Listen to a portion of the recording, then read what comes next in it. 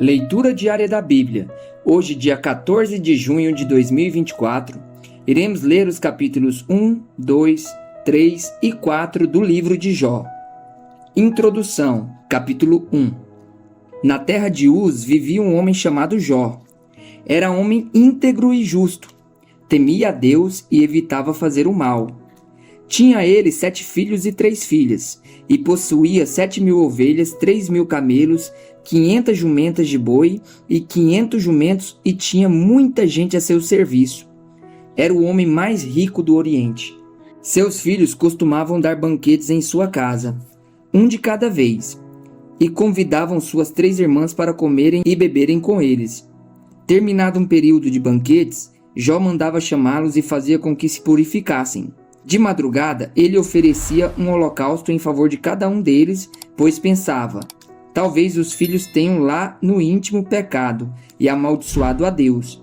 Essa era a prática constante de Jó. A primeira aprovação de Jó. Certo dia, os anjos vieram apresentar-se ao Senhor e Satanás também veio com eles. O Senhor disse a Satanás: de onde você veio? Satanás respondeu ao Senhor: de perambular pela terra e andar por ela. Disse então o Senhor a Satanás: reparou em meu servo Jó? Não há ninguém na terra como ele, irrepreensível, íntegro, homem que teme a Deus e evita o mal. Será que Jó não tem razões para temer a Deus? Respondeu Satanás. Acaso não puseste uma cerca em volta dele, da família dele e de tudo o que ele possui?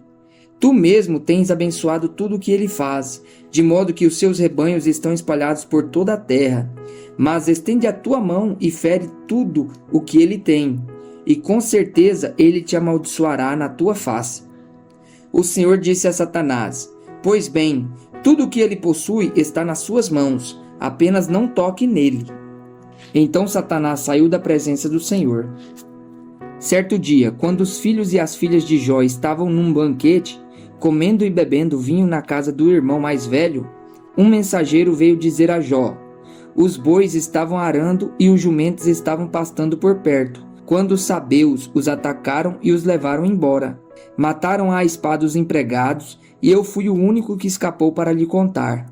Enquanto ele ainda estava falando, chegou outro mensageiro e disse: fogo de Deus caiu do céu e queimou totalmente as ovelhas e os empregados, e eu fui o único que escapou para contar a você. Enquanto ele ainda estava falando, chegou outro mensageiro e disse: vieram caldeus em 3 bandos, atacaram os camelos e os levaram embora. Mataram à espada os empregados, e eu fui o único que escapou para contar a você. Enquanto ele ainda estava falando, chegou ainda outro mensageiro e disse: seus filhos e suas filhas estavam num banquete, comendo e bebendo vinho na casa do irmão mais velho, quando de repente um vento muito forte veio do deserto e atingiu os 4 cantos da casa, que desabou.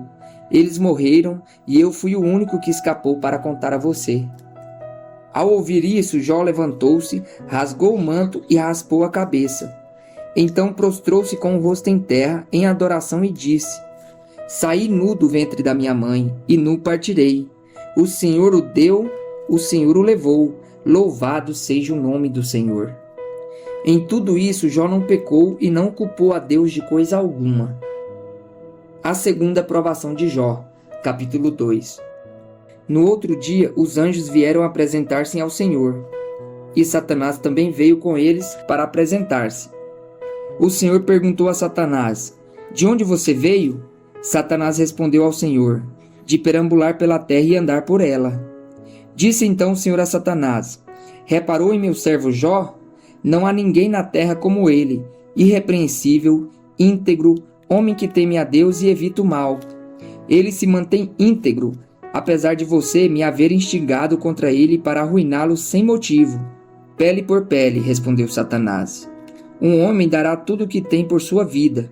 Estende a tua mão e fere a sua carne e os seus ossos, e com certeza ele te amaldiçoará na tua face. O Senhor disse a Satanás: pois bem, ele está nas suas mãos, apenas poupe a vida dele. Saiu, pois, Satanás da presença do Senhor e afligiu Jó com feridas terríveis, da sola dos pés ao alto da cabeça. Então Jó apanhou um caco de louça e com ele se raspava, sentado entre as cinzas. Então sua mulher lhe disse: Você ainda mantém a sua integridade? Amaldiçoe a Deus e morra. Ele respondeu: Você fala como uma insensata. Aceitaremos o bem dado por Deus e não o mal? Em tudo isso Jó não pecou com os seus lábios. Os amigos de Jó. Quando 3 amigos de Jó, Elifaz de Temã, Bildade de Suá e Zofar de Naamate souberam de todos os males que o haviam atingido, saíram cada um de sua região. Combinaram encontrar-se para juntos irem mostrar solidariedade a Jó e consolá-lo. Quando o viram à distância, mal puderam reconhecê-lo e começaram a chorar em alta voz. Cada um deles rasgou seu manto e colocou terra em sua cabeça. Depois os 3 se assentaram no chão com ele durante 7 dias e 7 noites. Ninguém lhe disse uma palavra, pois viam como era grande o seu sofrimento. O discurso de Jó, capítulo 3. Depois disso, Jó abriu a boca e amaldiçoou o dia do seu nascimento, dizendo: Pereça o dia do meu nascimento, e a noite em que se disse, nasceu um menino. Transforme-se aquele dia em trevas, e Deus, lá do alto, não se importe com ele. Não resplandeça a luz sobre ele. Chamem-no de volta às trevas e à mais densa escuridão. Coloquem-se uma nuvem sobre ele e um negrume aterrorize a sua luz. Apoderem-se daquela noite densas trevas. Não seja ela incluída entre os dias do ano, nem faça parte de nenhum dos meses. Seja aquela noite estéril, e nela não se ouçam brados de alegria. Amaldiçoem aquele dia os que amaldiçoam os dias e são capazes de atiçar o Leviatã. Fiquem escuras as suas estrelas matutinas. Espere ele em vão pela luz do sol e não veja os primeiros raios da alvorada. Pois não fechou as portas do ventre materno para evitar que eu contemplasse males. Porque não morri ao nascer e não pereci quando saí do ventre? Porque houve joelhos para me receberem e seios para me amamentarem? Agora eu bem poderia estar deitado em paz e achar repouso junto aos reis e conselheiros da terra, que construíram para si lugares que agora jazem em ruínas, com governantes que possuíam ouro, que enchiam suas casas de prata. Por que não me sepultaram como criança abortada, como um bebê que nunca viu a luz do dia? Ali os ímpios já não se agitam, e ali os cansados permanecem em repouso. Os prisioneiros também desfrutam sossego. Já não ouve mais os gritos do feitor de escravos.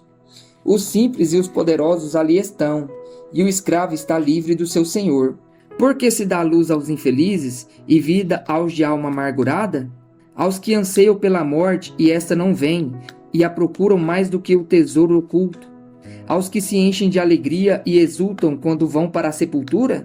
Por que se dá vida àquele cujo caminho é oculto? E a quem Deus fechou as saídas? Pois me vêm suspiros em vez de comida, meus gemidos transbordam como água. O que eu temia veio sobre mim, o que eu receava me aconteceu. Não tenho paz nem tranquilidade, nem descanso, somente inquietação. Elifaz, capítulo 4. Então respondeu Elifaz, de Temã: Se alguém se aventurar a dizer a você uma palavra, isso tirará a sua paciência? Mas quem poderá refrear as palavras? Pense bem, você ensinou a tantos, fortaleceu mãos fracas. Suas palavras davam firmeza aos que tropeçavam. Você fortaleceu joelhos vacilantes. Mas agora que se vê em dificuldade, você desanima? Quando você é atingido, fica prostrado? Sua vida piedosa não inspira confiança a você? E o seu procedimento irrepreensível não dá a você esperança? Reflita agora. Qual foi o inocente que chegou a perecer? Onde os íntegros sofreram destruição? Pelo que tenho observado, quem cultiva o mal e semeia a maldade, isso também colherá. Pelo sopro de Deus são destruídos, pelo vento de sua ira eles perecem. Os leões podem rugir e rosnar, mas até os dentes dos leões fortes se quebram.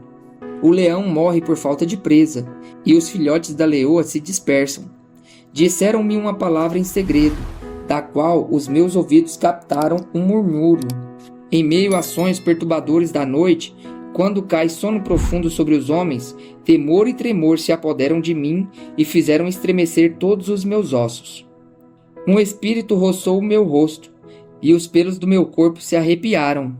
Ele parou, mas não pude identificá-lo. Um vulto se pôs diante dos meus olhos, e ouvi uma voz suave que dizia: Poderá algum mortal ser mais justo que Deus? Poderá algum homem ser mais puro que o seu Criador? Se Deus não confia em seus servos, se vê erro em seus anjos e os acusa, quanto mais nós que moram em casas de barro, cujos alicerces estão no pó, são mais facilmente esmagados que uma traça. Entre o alvorecer e o crepúsculo são despedaçados, perecem para sempre, sem ao menos serem notados. Não é certo que as cordas de suas tendas são arrancadas, e eles morram sem sabedoria?